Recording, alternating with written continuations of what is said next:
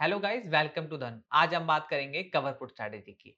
Last video में हमने बात की थी कवर कॉल स्ट्रैटेजी की। देखिए, नॉमेनक्लेचर बहुत ज़्यादा है, कवर पुट में बहुत सारी ऑप्शंस हैं, पर जो पर्टिकुलर ऑप्शन की मैं बात करने वाला हूँ, जिसे हम कहते हैं मेरिट पुट स्ट्रैटेजी। तो बेसिकली स्ट्रैटेजी क्या होती है, इसके बारे में बात करते हैं। देखिए, हमने भी बात की थी कि मेरे पास ऑलरेडी स्टॉक्स बाय करके रखा हूँ, राइट? मेरे पास होल्डिंग पड़ी है स्टॉक की। अब मुझे उनको प्रोटेक्ट करना है फ्रॉम फर्दर डाउन साइड। अगर मार्केट डाउन होती है तो मुझे क्या करना चाहिए, राइट? तो उसके लिए हमने एक बात की थी कि एक तो हम कवर कॉल स्ट्रेटजी यूज कर सकते हैं, जिससे हमें एक एक्स्ट्रा इनकम जनरेट हो सकती है, राइट? अगर मार्केट स्लाइटली साइडवेज रह सकती है और मुझे लगता है कि स्टॉक रेंज में रहने वाला है, राइट?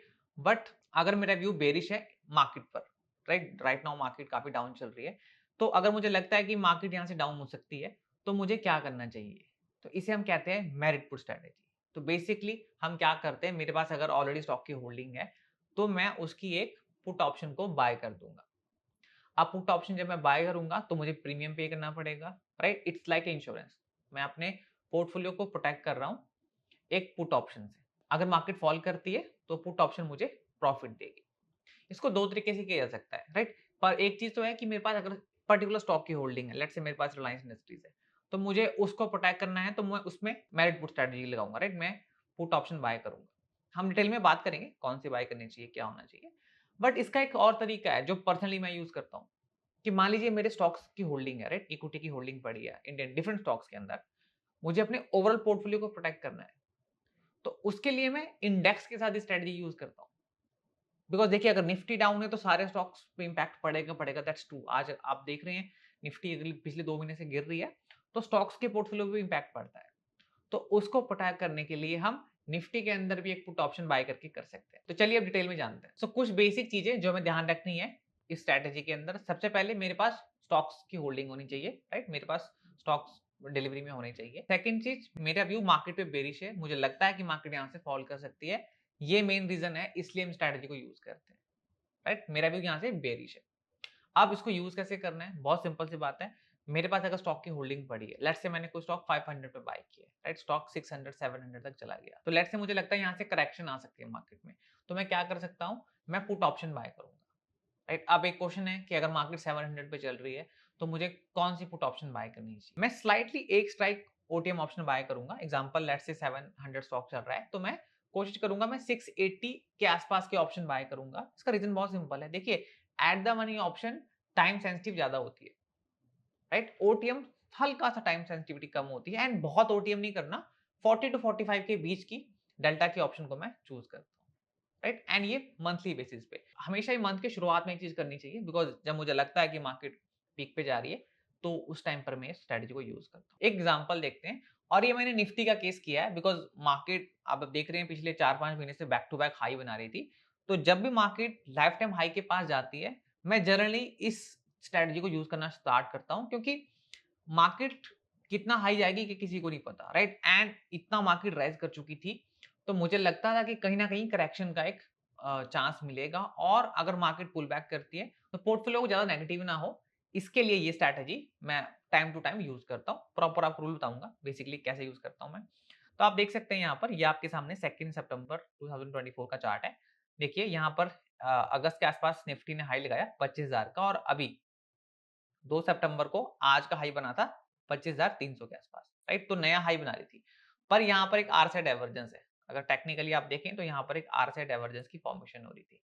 तो मेरा व्यू था, एक तो मार्केट लाइफ टाइम हाई पर है, राइट? दूसरी चीज, मार्केट पिछली एक दो कैंडल्स ये बता रही थी आपको कि थोड़ा सा नर्वस है, बिकॉज डेफिनेटली मार्केट पे एक रेजिस्टेंस तो आता ही आता है। तो यहां पर मेरा व्यू था कि मार्केट थोड़ा सा करेक्शन दिखा सकती है। अब कितनी दिखाएगी, नोबडी नोस, राइट? अब इसके साथ मैं एक बार ऑप्शन डेटा एनालिसिस भी दिखाता हूं आपको कि ऑप्शन चेन में उस समय डेटा पे क्या चल रहा था।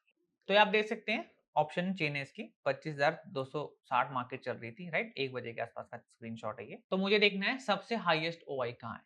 तो कॉल ऑप्शन में आप देखेंगे तो सबसे बड़ा ओआई मुझे दिख रहा है 25,000 की कॉल के अंदर 182, और उसके बाद दिख रहा है ये देखिए 153 26,000 में, राइट? तो 25,000 ये थोड़ी इन द मनी ऑप्शन है, ध्यान रखना। मार्केट 25,250 के आसपास चल रही है, ये आपकी एट द मनी है, right? But in the money के अंदर इतना ज़्यादा ओपन इंटरेस्ट, वो भी सेलिंग का, वो क्या इंडिकेट कर रहा है? ऑप्शन सेलर, बिकॉज़ ये मंथ की शुरुआत है, आप देख सकते हैं 2 सितंबर है, तो इनका व्यू क्या था सेलर का कि मार्केट यहाँ से नीचे जा सकती है और इतनी एग्रेसिव सेलिंग है। आप देखिए 182 कॉन्ट्रैक्ट्स है। हालाँकि कॉन्ट्रैक्ट्स कुछ कम हुए हैं, पर बहुत ज़्यादा कम नहीं हुए हैं, राइट? 4000 कॉन्ट्रैक्ट्स कम हुए हैं। अभी भी हाईएस्ट हुआ इसे ही कहा जाएगा। तो ये रिस्की बेट है ऑप्शन सेलर के अकॉर्डिंग, बिकॉज़ पहली बात तो देखिए ऑप्शन इन द मनी है ऑलरेडी, राइट? तो वो रिस्की बेट कर रहा है। अब बात कर लेते हैं पुट ऑप्शन की, तो आप देखेंगे पुट ऑप्शन में हाईएस्ट हुआ हमारा 25,000 पर ही है, राइट? और देखिए फिर 24,500 पे। अब ऐसे केस में मुझे क्या लगा या मेरा क्या ओपिनियन है, मैं इसको ऐसे रीड करता हूँ कि देखिए 25,000 पर बराबर हुआ ही है, कॉल पर कम है, पुट पर ज़्यादा है। तो जो पुट सेलर हैं, वो मान के बैठे हैं कि मार्केट यहाँ से ऊपर एक्सपायर करेगी एंड कॉल सेलर का बहुत अग्रेसिव सेलिंग है, वो मानते हैं कि मार्केट 25,000 क्रॉस करनी नहीं चाहिए थी, राइट? अब ये थोड़ा-सा आप देखेंगे इक्वल फाइट चल रही है। बिकॉज़ ऑफ प्रीमियम थोड़ा हाई रहते हैं, तो मैं इंडाइसेस के अंदर जनरली क्या करता हूँ, मैं 100 से 200 पॉइंट नीचे की स्ट्राइक ऑप्शन को बाय करता हूँ। रीज़न बहुत सिंपल है, टाइम मनी का इम्पैक्ट थोड़ा कम पड़ता है। हल्की सी ओटीएम है, आई नो थोड़ी सी ओटीएम ऑप्शन है, पर कम इम्पैक्ट पड़ता है बिकॉज़ जो टाइम वैल्यू डिग्रेडेशन है वो एटीएम और इन द मनी पर थोड़ा शुरू में जल्दी होती है। ओटीएम पे थोड़ा स्लाइडली होती है और बहुत ओटीएम नहीं करना कि मैं 24,500 की ऑप्शन बाय कर दूँ, जो कि बहुत दूर है, राइट? फिर तो मुझे फ़ायदा कुछ नहीं होगा बिकॉज़ उसका डेल्टा बहुत कम होगा। तो मैं कोशिश करता हूँ इसके आस-पास की, राइट? तो अभी देखिए मार्केट 25,300 चल रही थी, तो 25,000 के आस-पास की, राइट? हालाँकि थोड़ा ही फ़र्क है, लाइक ₹80-90 का फ़र्क है, पर वो थोड़ा इम्पोर्टेंट है। तो ये मेरा बहुत सिंपल सा तरीका है। वैसे आप एटीएम भी कर सकते हैं, नो इश्यूज़, बट मैं जनरली प्रेफ़र करता हूँ 1 से 2 स्ट्राइक, बहुत ज़्यादा डिफरेंस नहीं रखना, 1 से 2 स्ट्राइक नीचे। हालाँकि डेल्टा का थोड़ा फ़र्क पड़ता है, लाइक 50 से वो हो सकता है 40 के आस-पास है, बट वो चलेगा बिकॉज़ वो टाइम वैल्यू उसको कंपनसेट कर देगा, राइट? तो इस तरीके से मैं अपने पोर्टफोलियो को निफ्टी के अगेंस्ट हेज कर सकता हूँ। अब सेम चीज़ हम पर्टिकुलर स्टॉक में भी कर सकते हैं। एक और एग्ज़ाम्पल कर लेते हैं। मेरा एक सिंपल सा रूल है, जब भी मार्केट लाइफ टाइम हाई के पास जाती है, तो मैं स्ट्रैटेजी को यूज़ करना स्टार्ट कर देता हूँ। तो आप देख सकते हैं मार्केट ऐसे बहुत से मौके देती है। देखिए, अभी रिसेंटली सितंबर में वापस से 27 सितंबर के आस-पास इसने ये मौका दिया।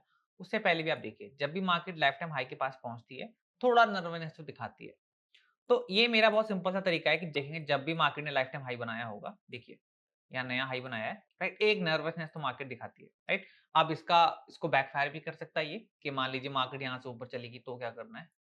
तो उसका बहुत सिंपल सा है, इसलिए जो भी मैंने पुट ऑप्शन बाय की, इसका ध्यान रखता हूँ कि उसका जो लॉस हो, ज़्यादा बड़ा लॉस ना हो और बहुत क्वांटिटी में काम नहीं करना, हालाँकि 1 लॉट, राइट? 1 से 2 लॉट डिपेंड करता है पोर्टफोलियो के अकॉर्डिंग।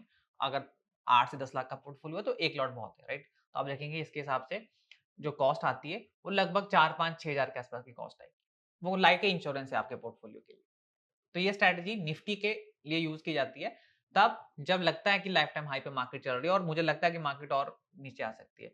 बट अभी अगर मार्केट मान लीजिए यहाँ पे आ रही है, तो मैं इसको बिल्कुल नहीं करूँगा, बिकॉज़ मार्केट ऑलरेडी काफ़ी नीचे आ चुकी है। तो इसका जनरली सेंस बनती है जब मार्केट लाइफ टाइम हाई के आस-पास हो और नया हाई बना रही हो, जहाँ पे लगता है कि रेजिस्टेंस। एक स्टॉक का एग्ज़ाम्पल देता हूँ, जो बहुत काफ़ी टाइम से मैं ट्रैक कर रहा हूँ, दैट इज़ बायोकॉन। आप इस स्टॉक का चार्ट देखेंगे तो बार-बार इसमें ये चीज़ मिलती है, राइट? जब भी स्टॉक अपना हाई बनाता है, उसके पास थोड़ा नर्वसनेस दिखाता है, ये देखिए। तो ये देखिए स्टॉक ने राइज़ दिखाया 2017 के बाद और जब ये हाई के पास आया, तो एक रेजिस्टेंस ज़ोन बन गया। तो अगर मेरे पास इसकी होल्डिंग है, तो मैं इस पर एक पुट ऑप्शन बाय करके इसको हेज कर सकता हूँ, अगर मुझे इसको कैरी करना है। क्योंकि आप देखिए स्टॉक जब भी थोड़ा-सा करेक्शन दिखा रहा है, ऑलमोस्ट 10-20% की करेक्शन दिखा रहा है। राइट? एंड अगर ये काफ़ी नीचे चला जाए, तो फिर मुझे एक्शन लेना है अपनी होल्डिंग पर भी, राइट? बिकॉज़ होल्डिंग भी काफ़ी लॉस में आ जाएगी and second thing put option हम कैरी कर सकते हैं बिकॉज़ वो मुझे एक इंश्योरेंस की तरह काम कर रही है और एक एक्स्ट्रा आप बोलेंगे थोड़ा हेजिंग दे देगी, प्रोटेक्शन दे देगी अगेंस्ट लॉस। तो इसे हम मेरिट पुट स्ट्रैटेजी कहते हैं। मैं इसको 2 तरीके से करता हूँ, स्टॉक्स के अंदर पर्टिकुलर अगर मेरे पास उतनी होल्डिंग है उसकी और ये होना ज़रूरी है, अगर मेरे पास इतनी क्वांटिटी है स्टॉक की, तभी वो हेजिंग बनती है। अगर मेरे पास मान लीजिए मेरा पोर्टफोलियो डिफरेंट स्टॉक से मिलके बना है और मुझे अपने पोर्टफोलियो को ओवरऑल हेज करना है, तो फिर मैं ये चीज़ इंडेक्स पे करता हूँ और पर्टिकुलरली निफ्टी पे बिकॉज़ अगर आप निफ्टी पे करोगे तो वो पूरा पोर्टफोलियो आपका हेज हो। तो ये थी कवर पुट स्ट्रैटेजी, इस पे थोड़ा ध्यान रखना है कि हम हमेशा एक स्लाइटली ओटीएम ऑप्शन को मैं बाय करता हूँ। प्रेफरेबली एटीएम ऐसे करनी चाहिए but I prefer one strike OTM and हमेशा क्वांटिटी बहुत लेस करनी है बिकॉज़ मेरा बहुत सिंपल सा है, ये लाइफ इंश्योरेंस है, देखिए इस पर ज़्यादा पैसे खर्च के फ़ायदा नहीं है, राइट? 4-5 हज़ार से ऊपर अगर ज़्यादा अमाउंट आप खर्च रहे हैं, तो वो आपके लिए ज़्यादा फ़ायदे का सौदा नहीं है, अगर आपका पोर्टफोलियो क्लोज़ टू 10 लाख के आस-पास की रेंज में है। थैंक यू फॉर वॉचिंग, मिलते हैं अगले सेशन में। Investments in the securities market are subject to market risk. Read all the related documents carefully before investing.